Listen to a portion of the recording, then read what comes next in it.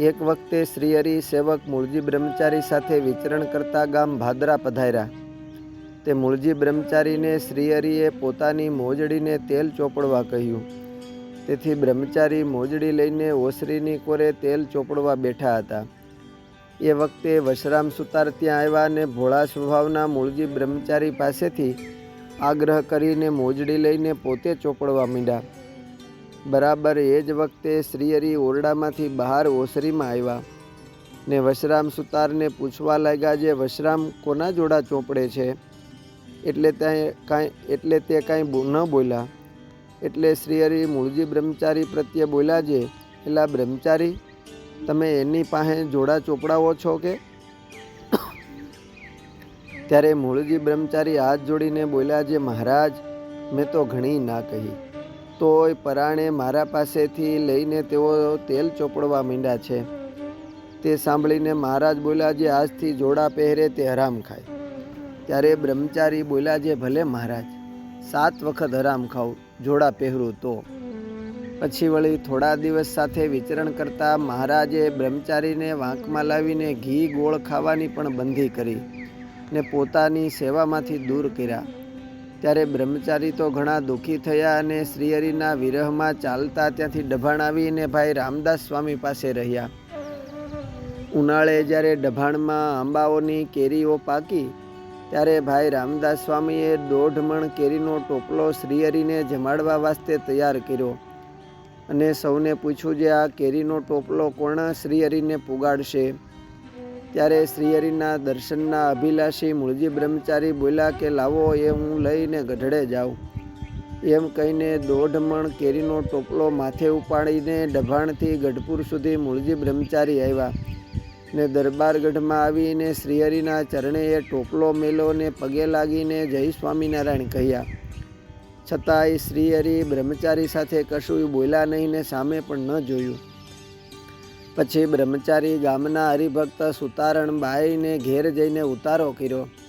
ત્યારે એ બાઈ પૂછવા લાગી, જે બ્રહ્મચારી હમણાં કેમ દેખાતા નથી? ત્યારે બ્રહ્મચારી બોલ્યા, જે મારો હમણાં 6 મહિનાથી પ્રભુએ ત્યાગ કર્યો છે.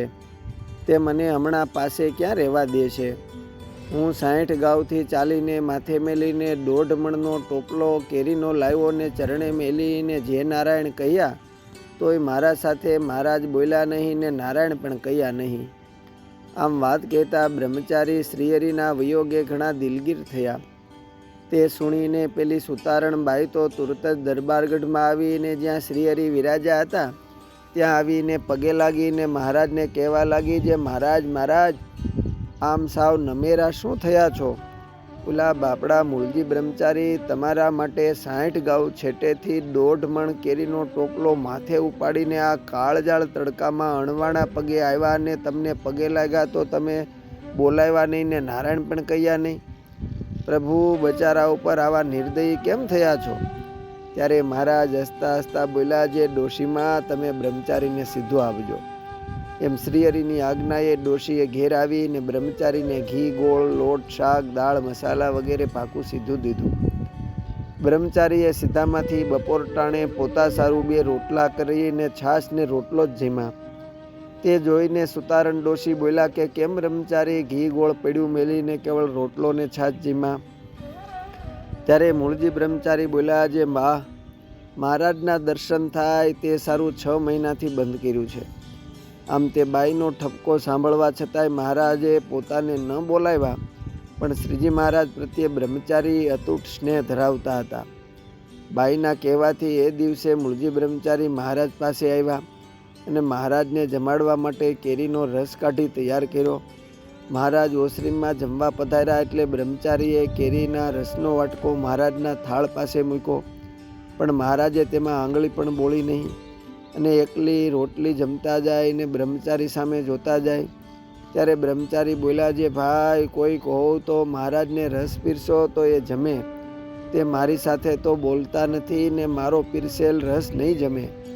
પછી મહારાજે બ્રહ્મચારીને કહ્યું કે બ્રહ્મચારી, તમે જ પીરસો ને? ત્યારે બ્રહ્મચારીએ આનંદ વિભોર થઈને કહ્યું, જે મહારાજ, હું તો તૈયાર જ છું. પછી બ્રહ્મચારીએ મહારાજને રસ પીરસો અને શ્રીજી મહારાજ રસ રોટલી જમ્યા. આમ મહારાજે મૂળજી બ્રહ્મચારીને ફરીથી સેવામાં રાખ્યા. આમ ગમે એવી આકરી કસોટીમાંથી પસાર થવા છતાં મૂળજી બ્રહ્મચારીને શ્રીહરિ પ્રત્યે અડગ નિષ્ઠા રહેતી અને તેઓના મનમાં અખંડ આનંદ જ રહ્યા કરતો. તેથી શ્રીજી મહારાજે ગઢડા મધ્ય પ્રકરણના 47માં વચનામૃતમાં કહ્યું છે કે જેમ અમારી ચાકરી મૂળજી બ્રહ્મચારી મહાત્મ્ય જાણીને કરે છે તેમ અમે પણ બ્રહ્મચારીનું મહાત્મ્ય જાણીએ છીએ. અસ્તુ. જય સ્વામિનારાયણ.